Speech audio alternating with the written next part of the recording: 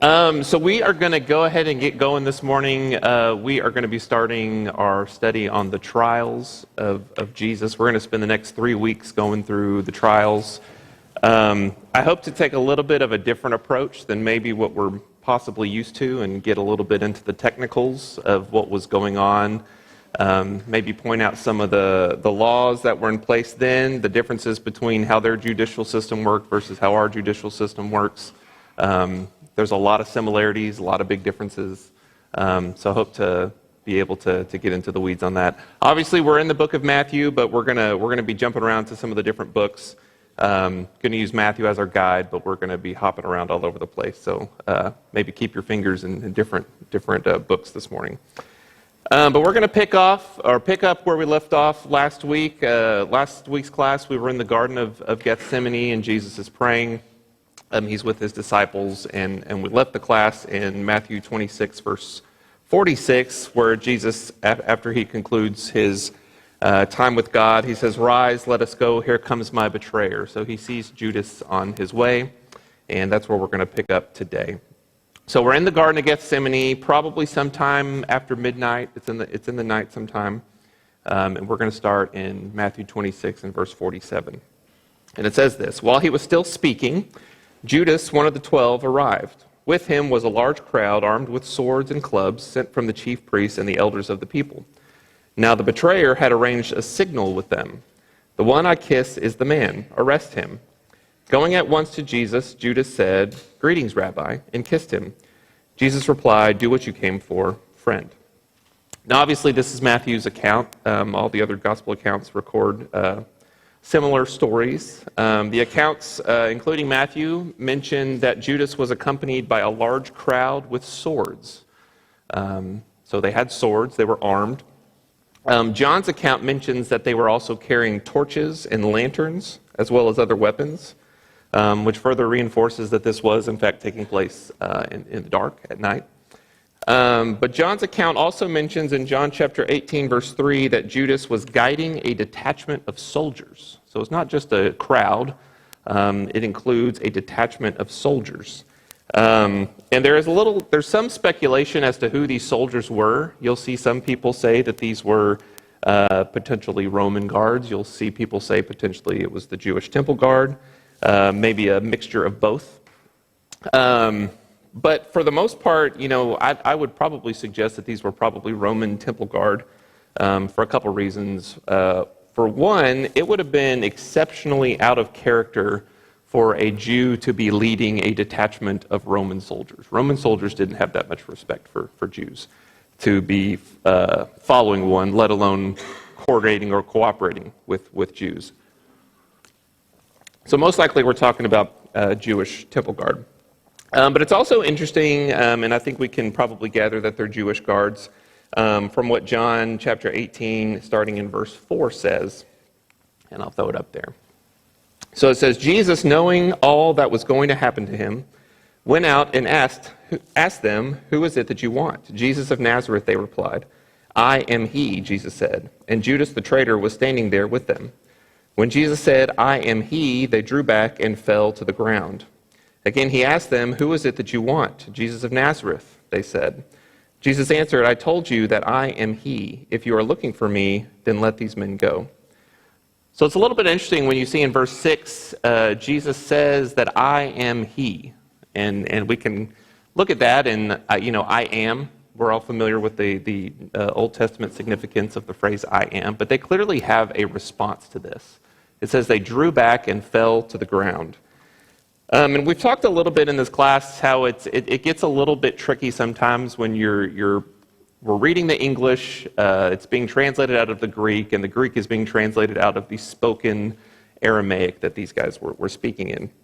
So when you actually look at the Greek text in this verse, when Jesus says, "I am he," there is no he. There's no third person singular pronoun he in the Greek language. It just says, "I am." So it's a pretty good chance that Jesus is actually uttering the holy name of God, Yahweh, which is, we see that a lot in the Old Testament. So it's possible that they're recognizing that Jesus is saying, this sacred holy name of God, and they're having a response to that, a visceral response, where they're actually falling back and falling to the ground. in response to Jesus saying that.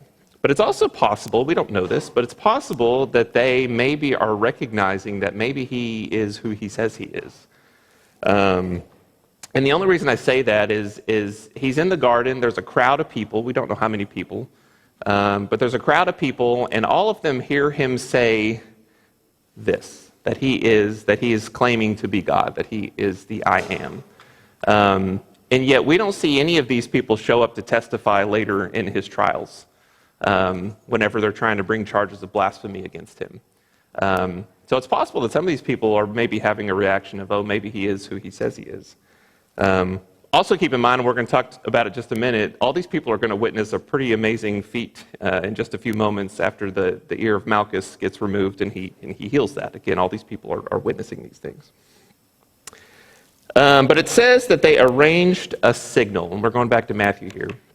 It says they arranged a signal, the one I kiss, arrest him. Now, signals are meant to be covert, right? The purpose of a signal is the other party doesn't know what's coming. Interestingly enough, I work for a company that has a lot of Spaniards that work for our company. So I was having a conversation with one of my coworkers who doesn't know anything about baseball. And I was trying to explain the rules of baseball to somebody who doesn't know anything about baseball. That is a very complicated task. You probably haven't thought about it that way. But we got to the part where we were talking about signals, where the coach is giving signals to steal a base or to bunt or all the stuff that you see the base coach do. And interesting conversation for somebody who doesn't really know anything about baseball. But again, the whole point of signals is the other side doesn't know what's about to happen. Makes me chuckle to some degree because obviously signals are meaningless in this situation. Jesus knows exactly what's coming. The signals are pointless. But the signal is that Judas is going to give him a kiss, which I remember growing up and thinking that is weird. But again, this would have been a typical greeting amongst in that time.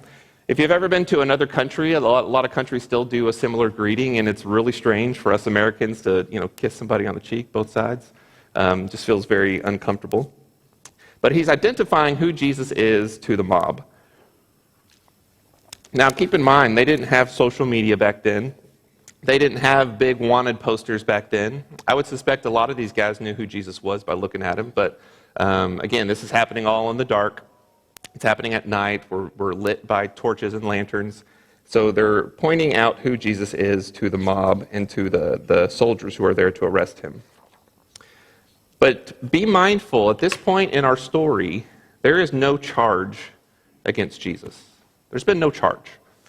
And you think of today when somebody gets arrested, what has to happen before somebody gets arrested? There has to be an arrest warrant issued. There's processes for that. You have to have a charge. You have to have some type of a basis to bring that charge against them. And they had very similar standards back then. It wasn't just a free society just to go arresting people for no reason. There would have been a need to have an actual charge against the individual.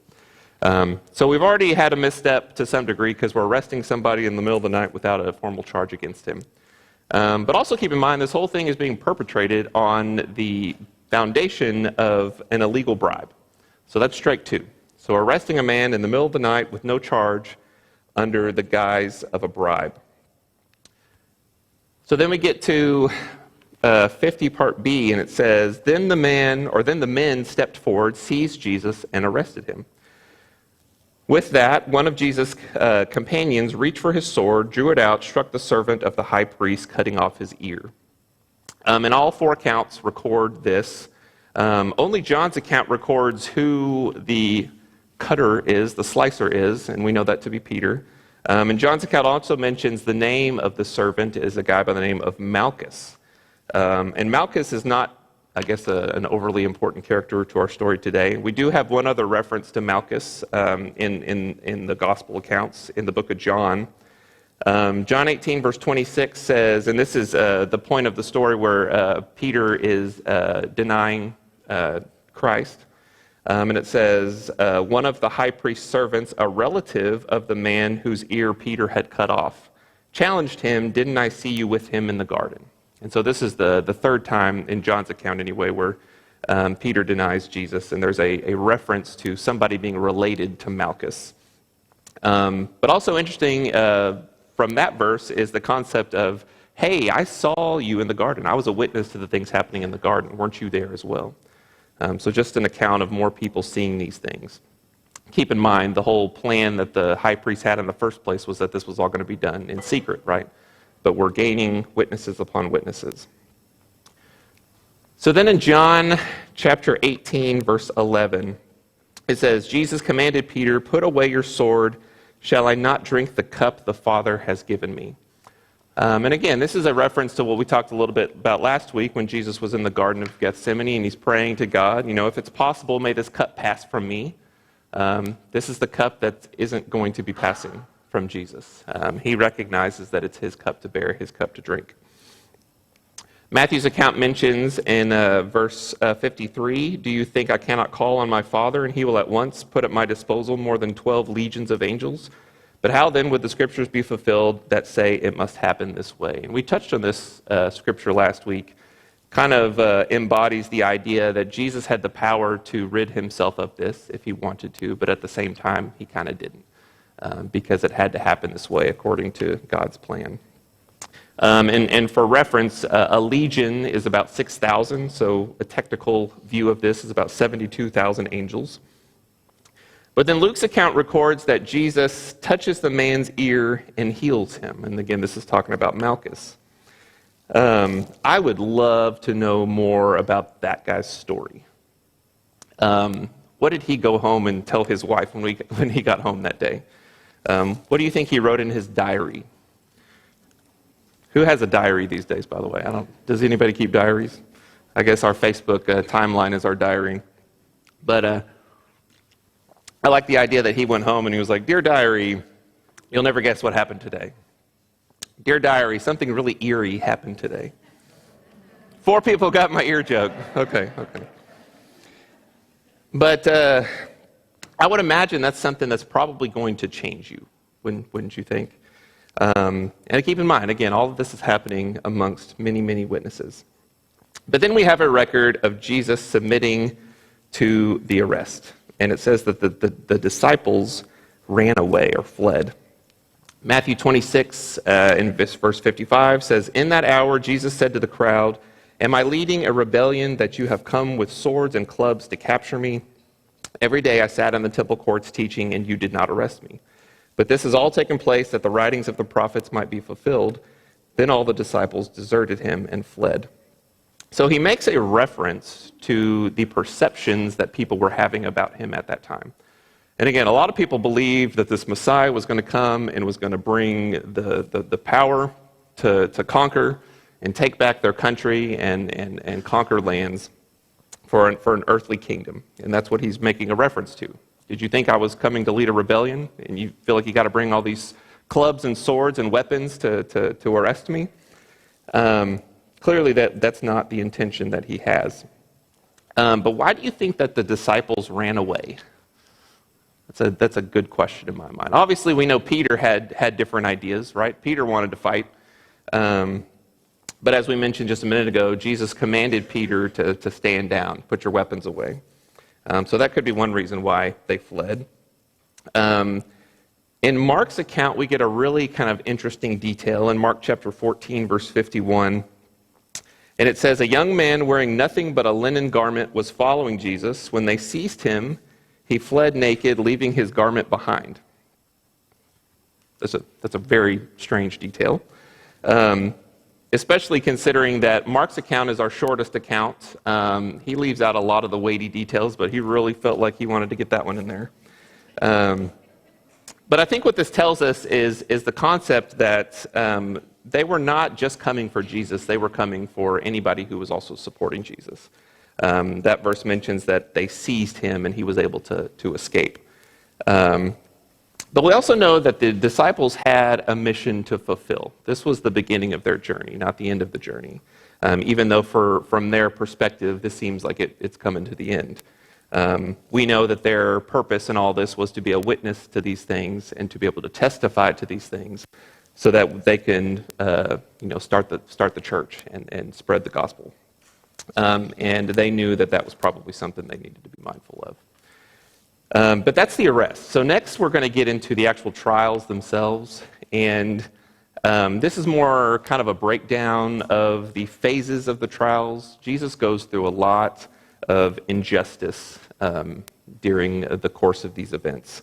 We're going to get to the first and second part of this morning. Obviously, he has a preliminary hearing before Annas, who's the former high priest. We'll touch on that next. And then we'll get into his hearing before Caiaphas and the other members of the Sanhedrin. But obviously, I mentioned before, there's a lot of strikingly similar elements of their judicial system and our judicial system. I'll tell you, when I was going through law school and kind of going through the foundations of how our legal system works, it's striking how much was taken from the Israeli judicial system. And you can imagine that God instituted a system that was pretty good for the purpose that it was serving. So there's actually a lot of elements that we draw from that. The Western culture of the judiciary draws from that. But then a lot of really big differences as well. We'll get to that. All right, so next, Jesus is rushed to the home of Annas. And one of the really important things we need to bear in mind is if you're reading just one of these accounts, you're going to miss a lot of this. So John's account is the only account that mentions anything related to do with Annas. But we do know that that's where he went first. And so Annas is the former high priest, as we mentioned. He is the father-in-law of the current high priest, a guy by the name of Caiaphas. And Annas had been high priest. He was deposed by Rome in 15 AD, so 15 some odd years before these events. He had his job removed from Rome. Keep in mind, just because you were the high priest doesn't mean Rome couldn't come in and decide you were no longer the high priest. And in Scripture, you'll notice here in verse 19, it mentions that the high priest questioned Jesus. And we know that this is a reference to Annas and not the current high priest Caiaphas because of what we see in verse 24.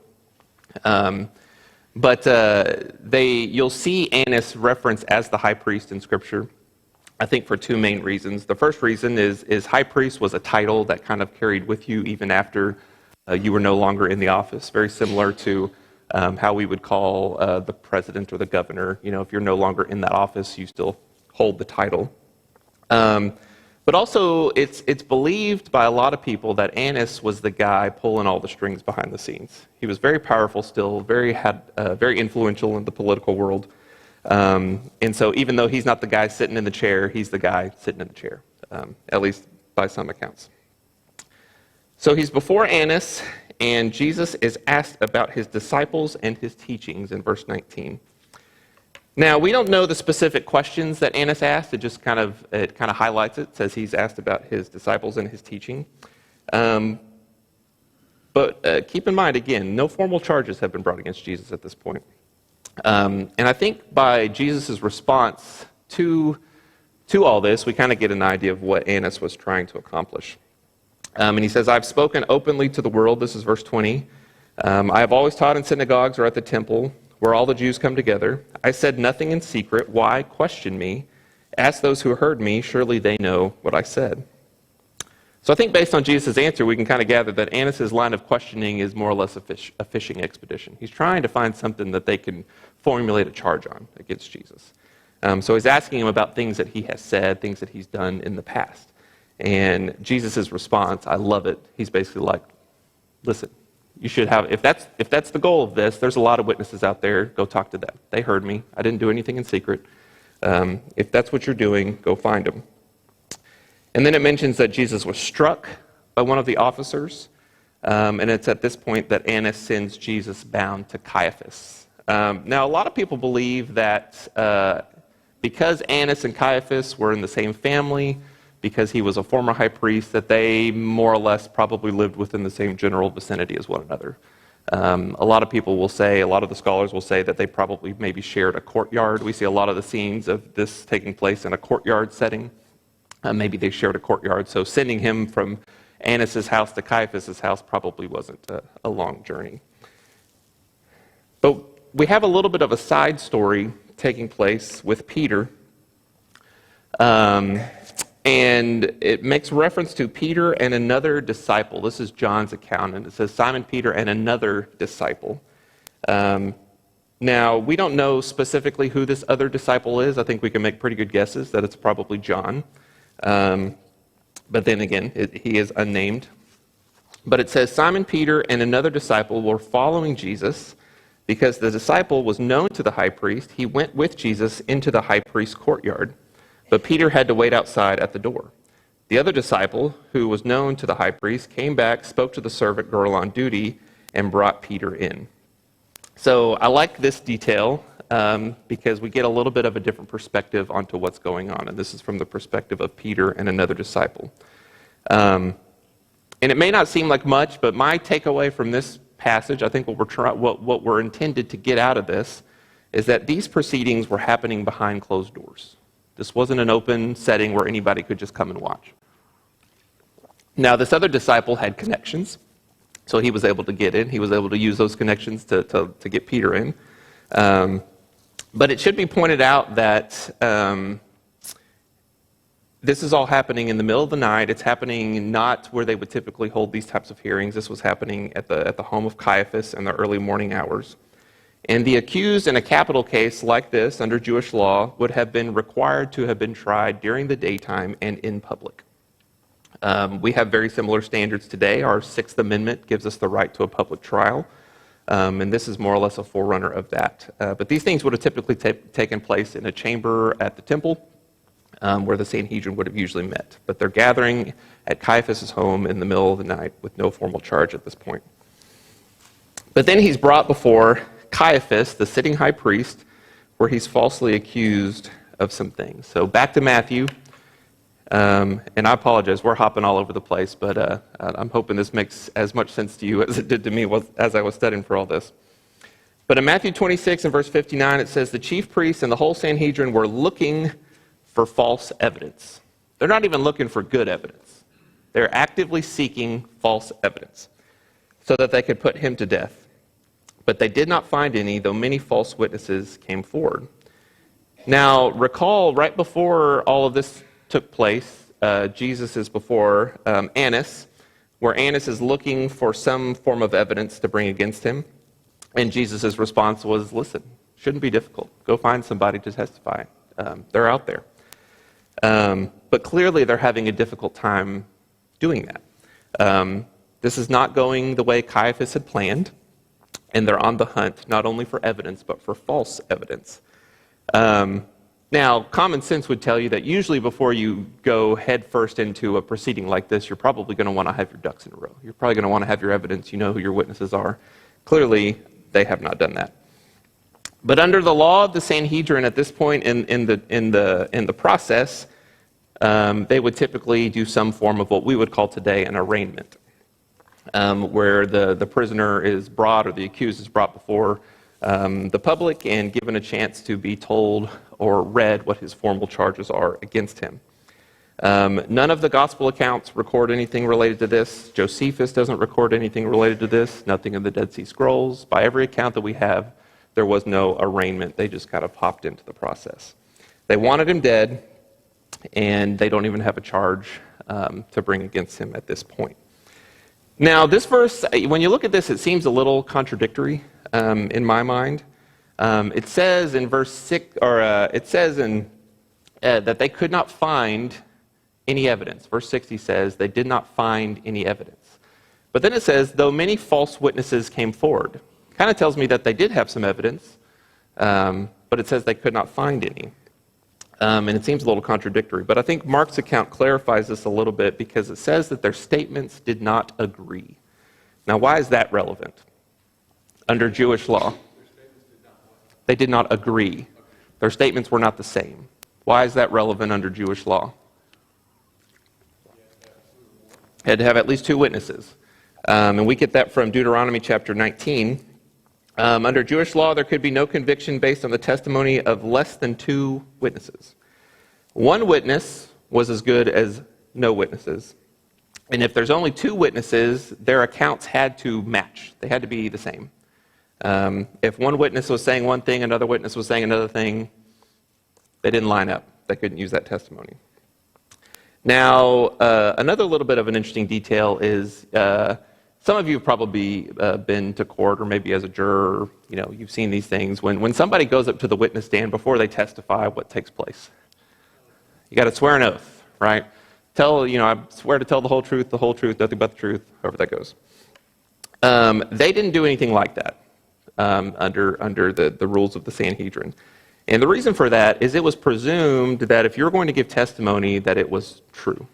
They kind of relied on the commandment, thou shalt not bear false witness, as kind of their basis for all this. So they didn't have a formal swearing-in process, and they felt like that was sufficient to deter perjury.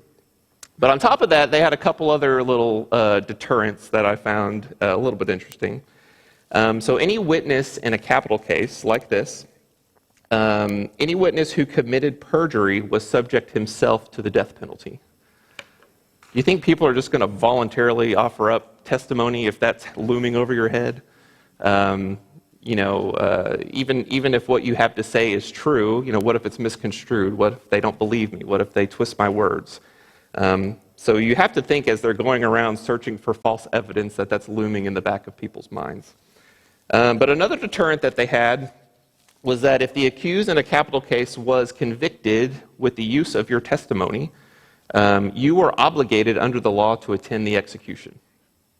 That's a little tricky as well, right? If you're going to lie and say that somebody did something, you had to show up to see him suffer the consequences of that. So we had several elements on their books that would offer some level of deterrent for perjury. But again, probably these guys were going around, the chief priests were going around bribing people to give some testimony. So going over to Mark's account, Mark 14, verse 57, it says, "Then some stood up and gave false testimony." So there were some brave souls who decided to offer some false testimony. And it says in verse 58, "We heard him say, 'I will destroy this temple made with human hands, and in 3 days will build another not made with human hands.' Yet even their testimony did not agree." Now again, this is another one of those examples that if you just read Mark's account, it kind of doesn't make sense. But if you kind of bundle some of the other accounts together, it makes more sense. Matthew's account says that there were only 2 witnesses that came forward. And Mark's account points out that those 2 witnesses did not agree. So Matthew's account says, "Finally 2 came forward and declared, 'This fellow said, I am able to destroy the temple of God and rebuild it in 3 days.'" Now, my speculation is that this is the discrepancy as to why their 2 statements did not agree. I don't know that. That's just my takeaway from looking at the 2 accounts together. One of the witnesses says that Jesus said, "I will destroy the temple." And another witness said that Jesus said, "I am able to destroy." Now, those are 2 very different things if you're going to get technical. Claiming that you have the ability to do something versus saying you are going to do something are 2 very different allegations. And again, this is more or less a garbled up version of what Christ said in John chapter 2, verse 19, when he said he will destroy this temple and raise it again in 3 days. Again, that was a reference to himself, that he was going to die and be raised again in 3 days. But that's more or less the route that they're going in trying to accuse him. So there's no other witnesses beyond these 2, and they did not agree. So a little bit of a recap.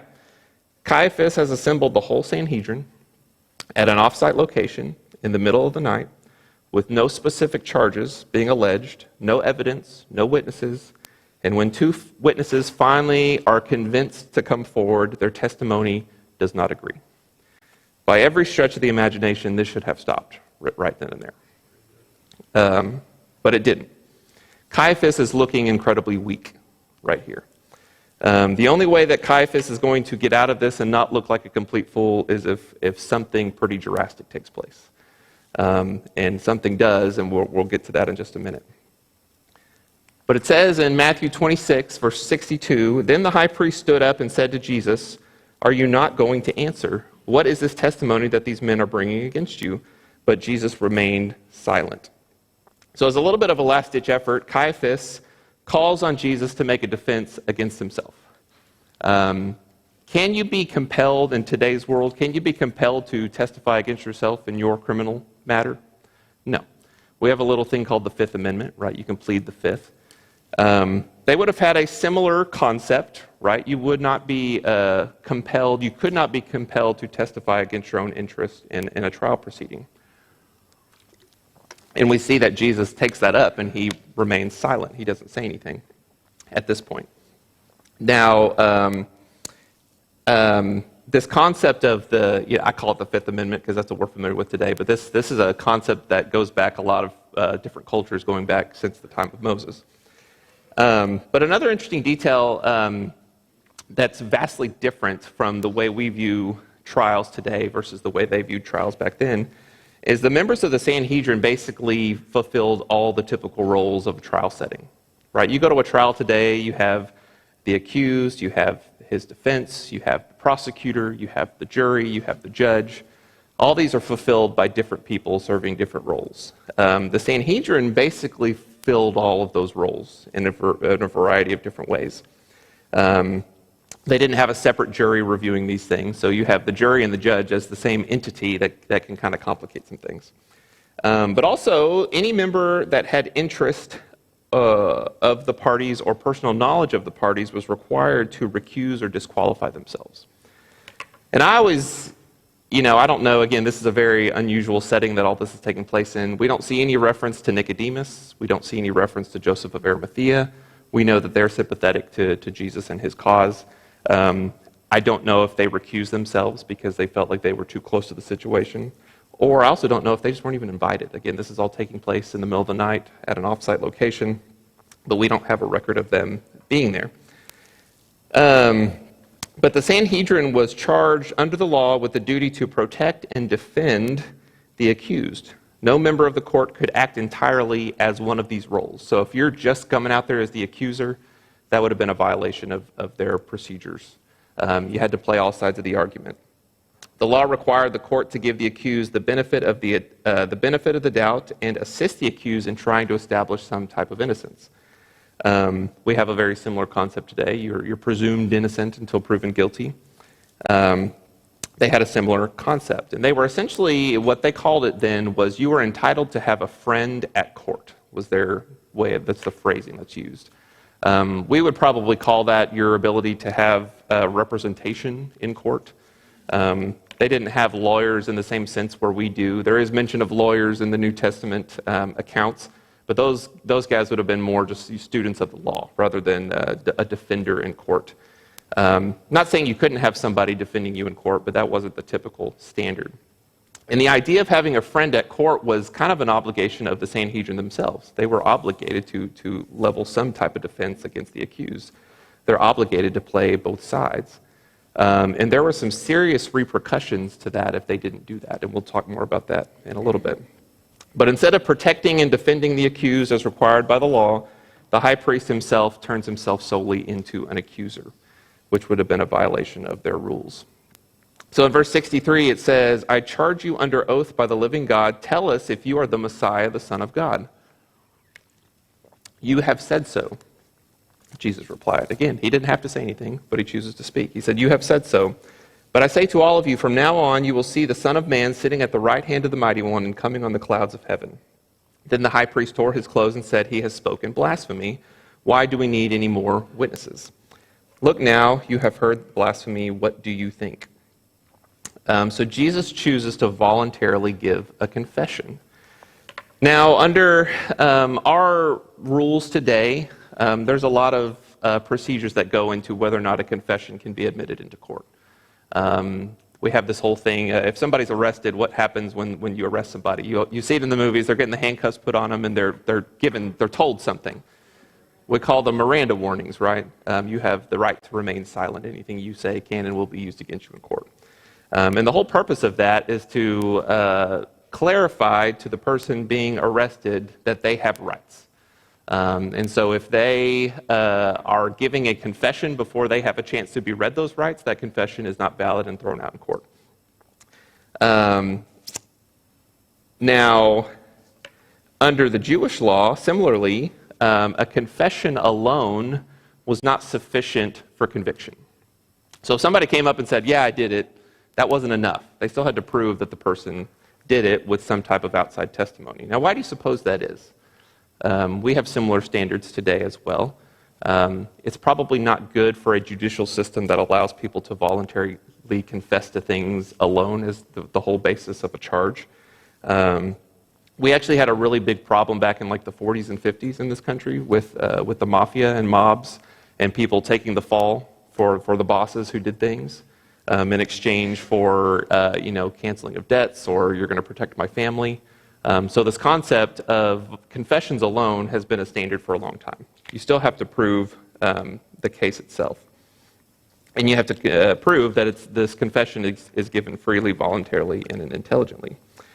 But what's interesting, a little difference in this day and age with the Sanhedrin is that confessions, not just alone weren't sufficient, confessions were not admitted at all.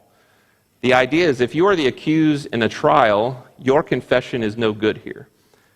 So trying to, compel Jesus to testify against himself was against their procedures, but actually using that testimony as a confession was also against their procedures.